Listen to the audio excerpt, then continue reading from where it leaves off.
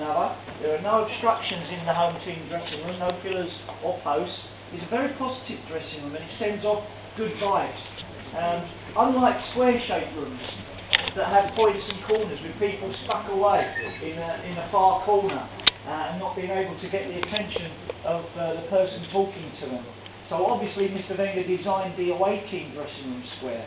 So we have positive, they have negative. We have 30 lockers in the dressing room, the away team have 20. Saying that, every team that have played here at the Emirates Stadium have use of dressing room 3 as well. They go into dressing room 2, they slide open the door and it leads them into dressing room 3.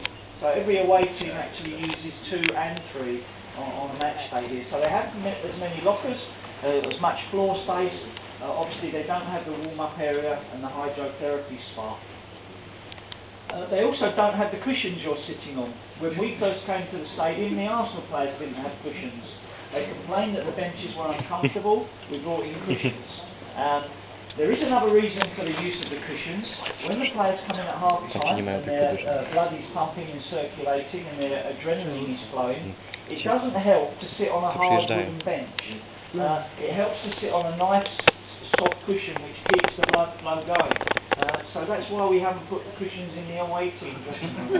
Our blood flow and our adrenaline is still moving for the second half, unlike the away team who are sitting on the hard benches. We do have televisions in both home and away dressing rooms. We don't have a tactics board in the away dressing room, just in the home team. The bell on the side of the TV will ring when it's time for the players to go outside. And some of you may have noticed, I don't know if anyone has, but how the shirts are set out in the lockers here today. Has anyone noticed how the shirts have been laid out in the lockers? They've actually been laid out in team formation order. So if Lucas was in goal for Arsenal, he would get changed in the first locker here. So this is the Arsenal goalkeeper's position. The next set of shirts are for the Arsenal defenders, the back 4. Then they're followed by the midfield players and the strikers. These guys up here are the substitutes. Now I know what you're going to say to me, why is William Gallas' shirt not with the back 4 and he's in the centre of the dressing room? Well, that's club captain's position. Thierry Henry wanted that position when we first came to the stadium, so now he's gone, all Arsenal club captains get changed in the centre locker. And that's a new thing that we've started. It's been here for 2 years and that will remain. We're very proud of our history and our traditions that we have at Arsenal Football Club. And say the tradition of the shirts being set out in team formation order goes back over 70 years. We also have another tradition where Arsenal Football Club will never mix and match our shirt lengths when we're playing a game. We will always go out wearing everybody short sleeve shirts or everybody long sleeve shirts. I was watching a recent Chelsea, was that Chelsea fan? Sorry to keep putting on Chelsea. I was watching a recent Chelsea game and half the team were wearing short sleeve shirts, a few of them were wearing 3/4 length shirts and the rest were wearing long sleeve shirts. But here at Arsenal it will be the club captain's decision to tell the players before the game whether they're wearing long sleeve shirts or short sleeve shirts, and everybody will have to wear what shirt William Gallas says. It's another tradition that we have at the club. The players have a family room where they'll meet up with their families at the end of the game. No alcoholic drink in the family room, soft drinks, and there'll be food in there for the players to eat before they go home. We also have an office for Mr. Wenger where he can separate himself from the team.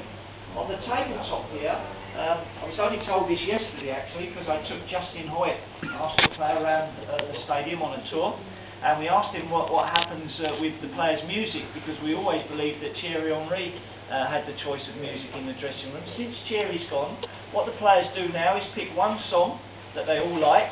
They put it on an iPod and that song is played continually in the dressing room when the players arrive. So they all have a favourite song on an iPod and that favourite song is played for every player. So you've got 17 players, 18 players in the squad, you've got that number of songs on an iPod. There'll be water on here for the players to drink. At half-time, bananas for the players to eat to replace energy levels, Jaffa cakes, sweets to replace sugar levels as well. So Mr. Wenger thinks of everything.